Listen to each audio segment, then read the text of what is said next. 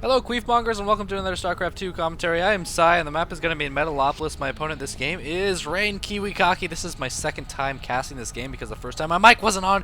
I mean, it's such a simple task.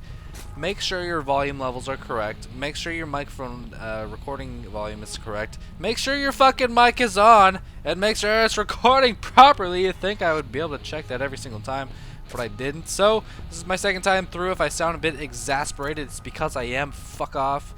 And yeah, my opponent is RGNKiWiKaKi. Did I already say that? I think I already said that. In the bottom as the red Protoss, I am vilePsY, and the left as the blue Zerg. Check out vilegaming.com for forums, updates on Vile players, stuff like that, all that kinds of good stuff. But when you play KiWiKaKi, the first thing that comes to mind is shit! And then the second thing that comes to mind is he's going to do something unusual but not necessarily bad. And already we're seeing that. This is a normally timed probe scout, but if it was actually a scout, he would go to the left or top because those are the two possible spawns. You cannot be in close position anymore on Metalopolis. And he's throwing down a proxy pylon. Now this obviously isn't going to be a cannon out because that would take a lot of leapfrogging of pylons on cannons. So what he's going to do is he's going to throw down that pylon, scout the left location and the top location, and if I'm in the left location, he'll drop down his gateway right here. If I'm in the top location, he'll drop down his gateway right here. And what he wants to do is put on some zealot pressure in an attempt to stop any kind of fast expansion build. He's not going to try to cannon you out like most players. He's going to go for zealots, which is a bit unusual, but I think it's a lot more consistent because Zerg players can block out cannons and kill cannons with probes pretty easily, or with drones pretty easily, but zealots not so much. If you surround a zealot with like 6 drones, those drones are gonna be in for a world of hurt. So there's that. Now he does scout my 11 pool, and I feel like against this kind of proxy, an 11 pool can be really successful.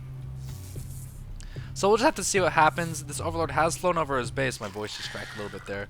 I'm going through puberty. Don't worry about it, guys.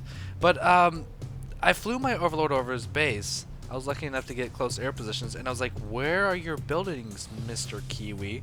And I could not find them, so I'm like, okay, you know what, I'm going to hold up on my hatchery. I don't know what he's doing, and I'm going to wait until my links get there to do any kind of expanding and stuff like that. So there's the hatchery now as my links start approaching his base. But I swear that's what I was doing. So the hatchery is now going down. I'm in his base, and this is where things go horribly, horribly wrong.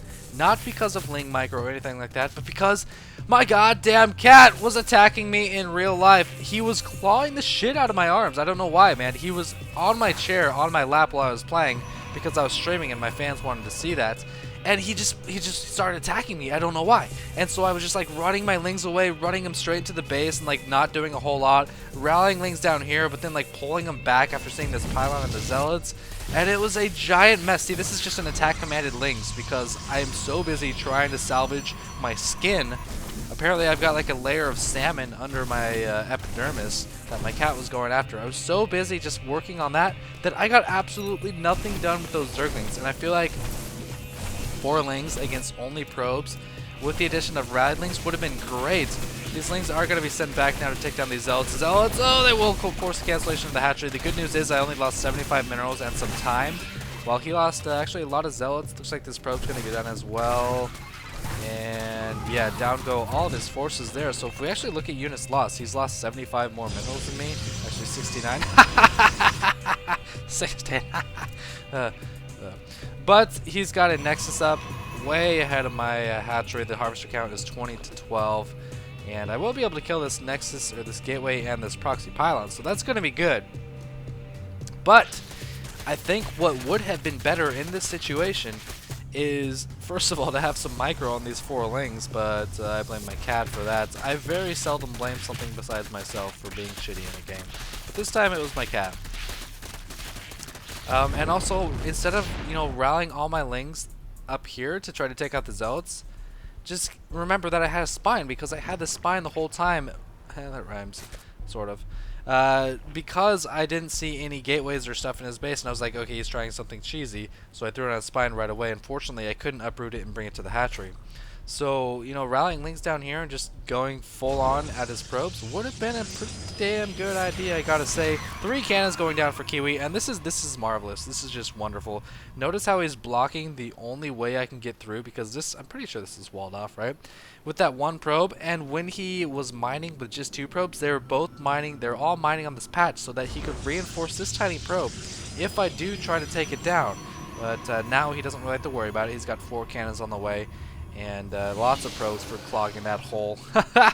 Probes can clog holes. It actually makes sense. Like, that literally makes sense. Whoa. Whoa. But, you know, when a Zerg player has a lot of units, whether you're Zerg or not, the Zerg player is thinking, I need to get something done with these units. And KiWiKaKi knows that. He knows that I have that urge, so he throws down 5 cannons when normally you would just see 1.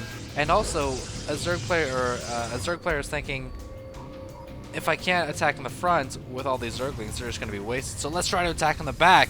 So I've got a lair on the way, and you're going to be seeing a Nidus network pretty soon. This Overlord head's flying in to see maybe a Stargate. I do see that Stargate, and I'm like, okay, good, because Stargate's not really good against Nidus networks. I mean, yes, they can attack Zerglings without Zerglings fighting back, but they kill them slow. It doesn't matter, and my thought process says, okay, a Stargate, I'm just going to make 2 more queens. I'll have 4 queens, and I can kill anything from the Stargates. But KiWiKaKi is not a fool. He realizes I'm going to be trying something drastic at this point because I'm so far behind after that initial Zealot pressure, down by 10 on the Harvesters, so he's going to be putting pylons all over the place. But look at this, there is one little tiny empty space right around here that his probe wasn't patrolling, and that might just be my ticket to freedom. Or maybe that, or I won't even find it at all. The Nidus network is complete. Are we going to see a network go down? Oh, he's got the Overlord being attacked up there. I'm going to use that as a decoy and send in the Zerglings as another decoy. Maybe he'll check out the bottom right instead of down here. No, he sees the Nidus. KiWiKaKi, you've been watching the minimap since you were in diapers, man. So down goes that Nidus. I'm going to try to get another Nidus in, but one of the worst feelings in the world is trying such a cheesy tactic and then it just completely failing. It's like a slippery slope. It's like, okay, first Nidus failed, but I can do this, man. Let's throw down another Nidus. No, 2 sentries on the way, and they're going to be taking that Nidus out, down, out, down, and out. Yeah, sure. As well, down goes that unfortunate Nidus. Now KiWiKaKi following it up with 7 more gateways, so that'll make it 8 gateways. His warp gates are getting pretty close as well. This is +1. So this seems pretty well timed out against the Zerg player. Proxy gateway into cannon expand with your warp gates being timed to finish exactly when your gateway's finished. So this might be a silly and not necessarily good build from KiWiKaKi, especially against 11 pool. But it's timed well. You have to give him that.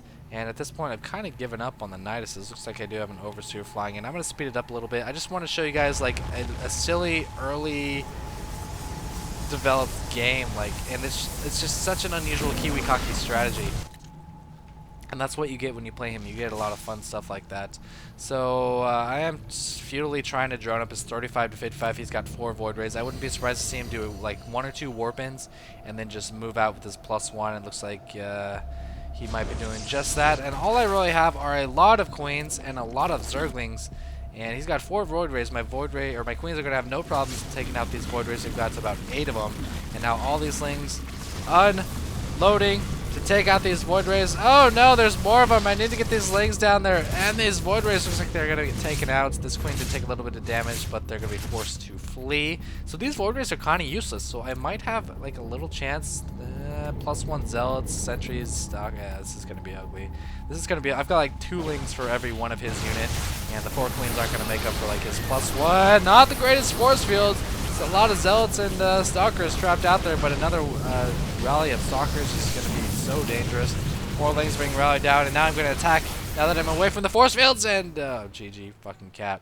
Didn't even try. I had some lings down here, but it wouldn't have really mattered. He still had 9 Zealots.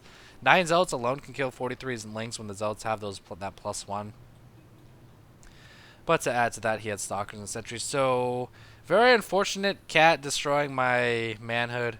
and all that kind of stuff. But I hope you guys enjoyed it. KiWiKaKi had a really interesting strategy, and try not to hit that slippery slope, man. Just because you're behind doesn't mean you need to go to a Nidus network right away, especially against someone who always watches the mini map. So that's gonna be it. I hope you guys enjoyed it. As always, thanks for watching.